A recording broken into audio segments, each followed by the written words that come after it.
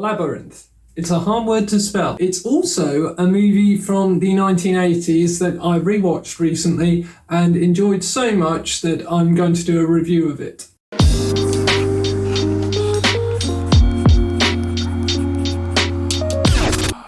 Hello, my name's Simeon. Welcome back to my nameless channel. Here we discuss books, films, TV shows, and any other stuff I feel like discussing. Yes, I've probably seen Labyrinth 4 or 5 times in my life. It's one of those films I come back and rewatch every 5 to 6 years, and I always enjoy it. Let's talk about the talent that worked on this film. So you got George Lucas, you got David Bowie starring and contributing musical numbers. You've got Terry Jones from Monty Python contributing with the writing. You've got Jennifer Connelly starring, and you've got Jim Henson's Creature Workshop doing some of the most amazing puppet work you'll ever see. So already when I was seeing the names roll up at the start of this film with the CGI owl, which I'll get onto, I do not like that owl, it made me feel a sense of hopefulness. Apart from being very talented, a lot of the individuals associated with this are famous for doing things differently, doing things their own way, and being a bit out there and a bit weird, and I do think that's part of Labyrinth's enduring appeal. The story is fairly simple. We have Sarah, who's a young teenage girl at the start. She's acting in the park in a princess costume, and she gets rained on, which kind of tells you what you need to know about her. Things aren't going great in her life. She has a storybook called The Labyrinth, and she's reciting a passage from that she struggles to remember. She goes home to her very nice suburban house, and her stepmother's there, and she has a fight with her stepmother, and she can't stand living in this house, even though to me, that as a parent, the stepmother didn't really do anything that bad. And then to cap it all off, she has to babysit her toddler brother. And her toddler brother has done, you might want to sit down for this, you won't believe what he has done to Sarah. He has taken one of her teddy bears and played with it. And Sarah, understandably, is just distraught by this. She cannot believe the life she is living, and these people she has to live with who play with her teddy bears. So while the baby is crying, she reluctantly picks it up, and I said toddler before, but it's kind of a baby toddler is Toby, as he doesn't really walk around much during this film. Anyway, she's comforting Toby, but kind of not comforting him. She's really mad at him.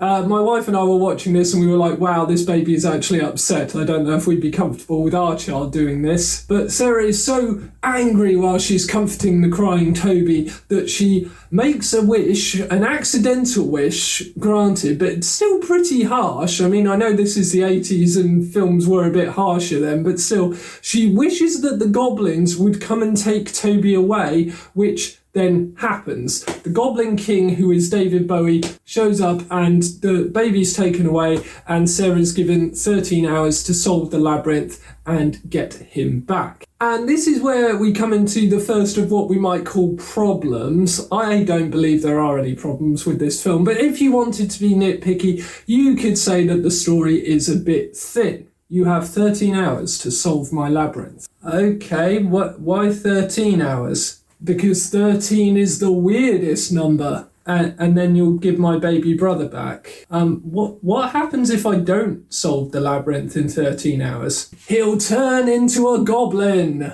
So, are all the goblins here babies who you stole and turned into goblins? Don't worry about that. The point is you have to solve the labyrinth, or I, the Goblin King, will keep your baby. But you're a human. Why are you the Goblin King? Don't worry about that. The point is that you need to solve the labyrinth. Oh, okay. Well, are you going to sing Starman at least? No, I am not going to sing Starman. Are you going to do any of your famous songs? No, but I am going to rap.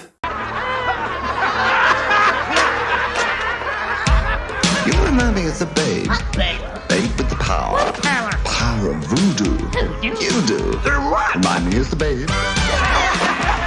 What? A goblin babe. Okay, now if you didn't enjoy that, I'll save you some time. This film isn't for you. If you're the kind of person who looked at that and thought this is brilliant, then this is your kind of film. Okay, that's the review there. You can just look at this clip and know if this film is right for you. Yes, the story is a little on the thin side, but I don't think it needs much more than this. We have a ticking clock, we know what Sarah's got to do, and there is some good character development for her in all seriousness. I think she does soften up and become more likeable, and obviously realises how important it is that she gets Toby back. On the way, she meets several fancy creatures, including Hoggle, who's poisoning fairies at the start of this. Again, this was a movie in the 80s, so things were kind of harsh. I didn't really like Hoggle to start with, but I've got to say, by the end, when he was having his little character moment of guilt and redemption, I actually felt something. So, say what you want about character and story depth, but this film made me feel sad for this. 60. There's also Ludo, who's brilliant. He's just like this big, giant orange creature who we see caught in a net, and he kind of plummets to the floor with a big thud. And Ludo, although he's not the brightest creature around, is friends with rocks. And being friends with rocks is awesome. Ludo is seriously overpowered. Like, the rocks just come in and save them all the time whenever Ludo wants. And I actually think they underused Ludo's rock power. I think they could have just, like, got giant rocks and ridden them all the way to the heart of the labyrinth, but that's me. The absolute best characters in this for me are Sir Didymus and Ambrosius. Awesome name. Sir Didymus and Ambrosius show up late in the story, and they have kind of a comical double act where Sir Didymus, despite being very small, and Rizzo the Ratian wants to get in fights and be brave and courageous all the time, and is kind of like the Black Knight from Monty Python in that he will just not admit defeat ever. Listen, I don't want to have to hurt you. And Ambrosius, who's just a normal nice dog who wants to run away from fights and is arguably the more sensible of the two. And I just love them. It's like classic Jim Henson comedy. I laugh every time they're on the screen. Like, genuinely, I think you have to have a heart of stone not to at least chuckle a little bit at Didymus and Ambrosius. So what makes this film so good is A, the weirdness of all the settings and the characters, and B, how well the puppetry is done. There are so many puppets in this with like interesting original designs that look fantastic, that feel real on the screen. If it were done nowadays in CGI, it just would not have the same impact. And likewise, all the sets are real, and it's just got this great feeling to it. And yeah, there's some matte paintings that don't always work perfectly, but generally the matte paintings are brilliant. And yeah, there's the fire creatures scene, which looks a bit dated. And yeah, there's the CGI owl at the start, but that is my least favourite thing in the film, that effect, and I wish it wasn't the first thing you saw. But generally the effects are very good and hold up well, especially the Escher staircase scene at the end, which I assume was made using a mix of real staircases and matte paintings, but it still looks absolutely fantastic. I mean, with this, I know I'm watching puppets, but for some reason the fact that, you know, I know someone made this and had to choreograph this whole epic scene where 100 puppets are fighting in a town is just way more engaging than a CGI scene. I should probably talk about the music, since David Bowie's in this film. By the way, his acting isn't bad at all. I really like him as Jared the Goblin King. I'm not quite so keen on the tightness of his trousers in this. I don't know if that was necessary for a kid's film, but I think he does a good job of being creepy, mysterious, and slightly threatening.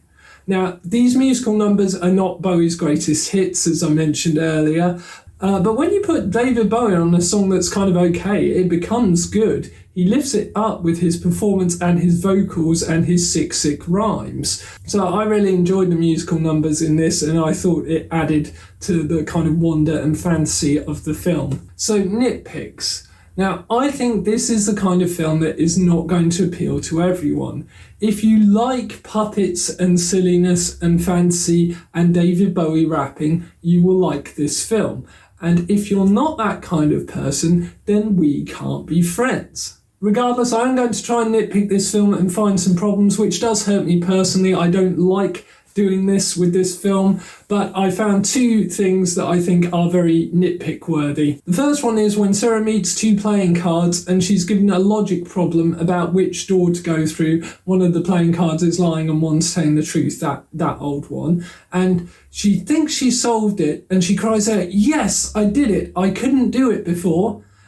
And I was just like, well, that wasn't established. Why didn't we have a scene at the start where she can't do that problem? Maybe it's her math homework and she's failing maths and that's why her parents are mad at her and she can't do this problem and it's driving her nuts.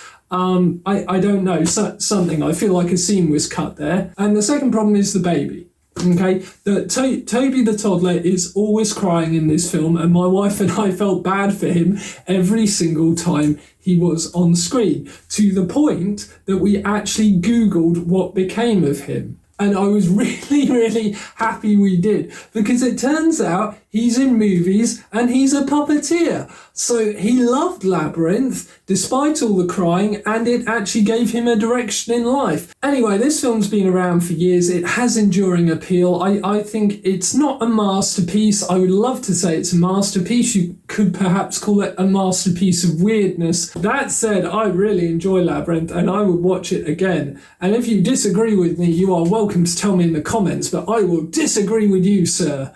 And if you like Labyrinth, let me know in the comments and we can be friends. Okay, right. Yeah, thank you. Like and subscribe. See you next time. Goodbye.